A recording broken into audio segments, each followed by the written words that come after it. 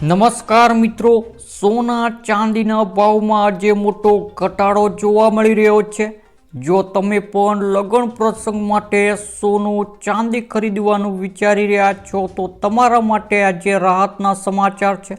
તો વિડીયોને છેલ્લે સુધી જોતા રહેજો. એ સાથે જાણીશું આજે સોનું અને ચાંદી કેટલું સસ્તું થયું છે અને આજના 18 કેરેટ, 22 કેરેટ અને 24 કેરેટ સોનાનો ભાવ જાણીશું.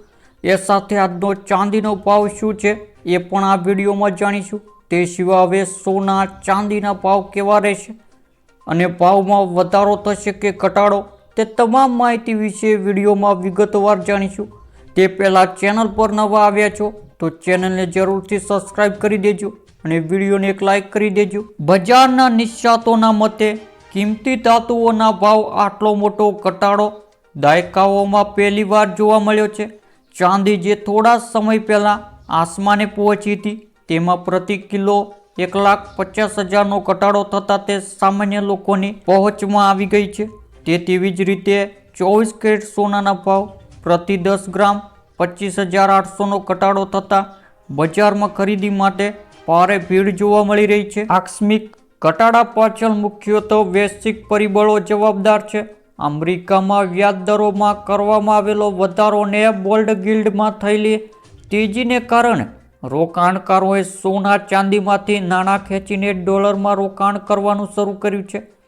આ ઉપરાંત ભારત અમેરિકા વચ્ચે થયેલા તાજેતરના વેપારના કારણે આયાત જકાતમાં ફેરફાર થવાની અપેક્ષાએ પણ સ્થાનિક બજારમાં ભાવ દબાયા છે. જ્યારે પણ ડોલર મજબૂત થાય છે ત્યારે સોના જેવી વૈશ્વિક કોમોડિટીના ભાવમાં ઘટાડો થવો સ્વાભાવિક છે. ભારતમાં અત્યારે લગ્નસરાની સિઝન પૂરજોશમાં ચાલી રહી છે. તેવામાં આ ભાવ ઘટાડા મધ્યમ વર્ગના પરિવારો માટે આશીર્વાદ સમાન છે. સોનાના ભાવ 25,000થી વધુનો ઘટાડો થવાનો અર્થ એ છે કે એક સામાન્ય ઘરેણું ખરીદવામાં પણ હવે હજારો રૂપિયાની બચત થશે.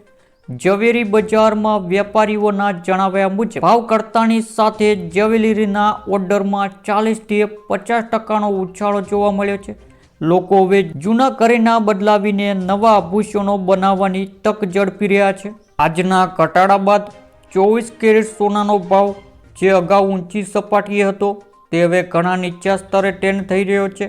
તે જ રીતે 22 કેરેટ સોનું, તેના ભાવમાં પણ મોટો ઘટાડો થયો છે. ગ્રાહકોએ ખરીદી કરતા પહેલા હોલમાર્કિંગ અને જીએસટી સહિતના ભાવની ચોકસાઈ કરવી જોઈએ. વિવિધ શહેરોના સ્થાનિક ટેક્સના કારણે ભાવમાં થોડો તફાવત હોઈ શકે છે, પરંતુ એક દરે ટ્રેન્ડ ઘટાડાનો જ છે.